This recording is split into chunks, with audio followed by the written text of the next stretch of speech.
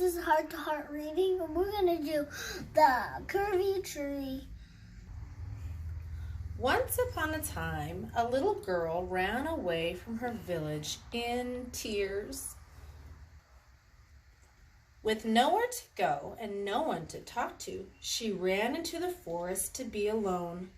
She ran and ran until her feet grew tired, so she looked for a place to sit. Most of the woods had been cleared out by loggers, but in the very center of all the stumps was a curvy tree standing alone. He was different from all the other trees she had ever seen. His roots were winding, his trunk was curled, and his branches looped toward the sky. The little girl was so sad, she didn't even notice the strange tree. She sat under its shade and cried so much that a puddle of tears formed on the ground below her. The curvy tree was awoken from his afternoon nap by her cries.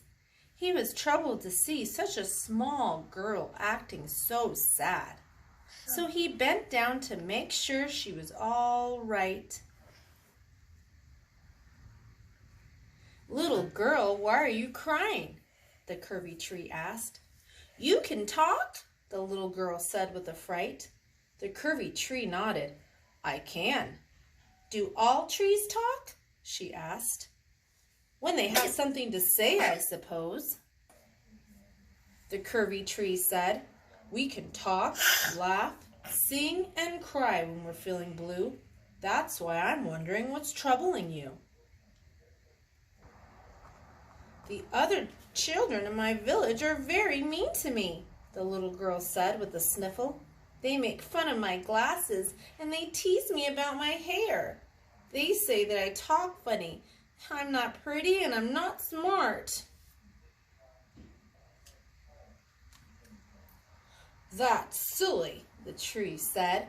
"I'm just a tree and even I can see that isn't true. Those village children would be lucky to have a friend like you."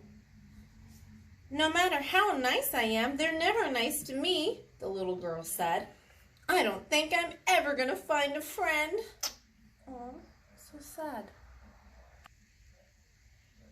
The curvy tree wiped her tears from his leaves, or actually wiped her tears with his leaves.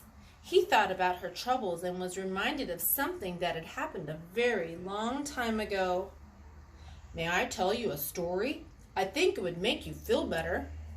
"What story could make me feel better?" the little girl asked. She looked so sad, huh, Caleb? "It's my story," the tree said. "When I was young, barely taller than a shrub, the other trees in the woods were very mean to me because I was different." There he is, the curvy tree.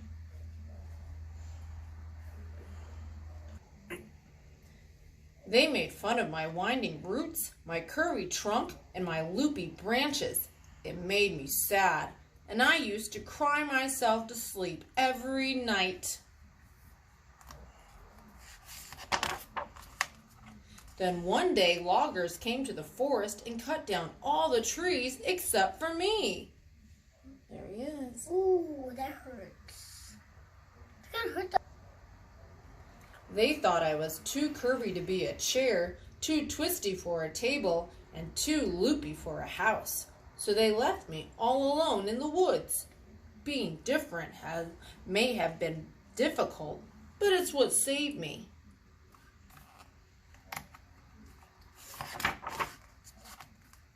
"But didn't you get lonely without the other trees?" the little girl asked. "Indeed I did," the tree said. "I thought I would be alone forever, but then I grew and I grew and then I grew some more. I grew so tall that I could see far into the distance, and it made me smile." "Why?" the little girl asked. "What did you see?" Wait a minute, what is green? The curvy tree scooped up the little girl. He raised her high into the sky so she could see for herself. In the distance, all around them, were dozens of curvy trees and other forests. They all waved and smiled at the little girl, and standing on their branches were other children. "Those children are just like me," the little girl said with a smile. "You may feel different and you may feel alone, but one day you'll grow and discover that there are many friends to be found if you look past the horizon," the tree said. "There's no reason to cry, for you see, in every forest there's a curvy tree." The end. So you guys saw a curvy tree, and go to the library and look for this book, and you will find it, because you are different and smart too.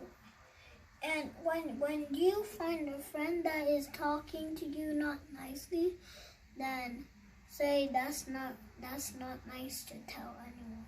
So have a good day.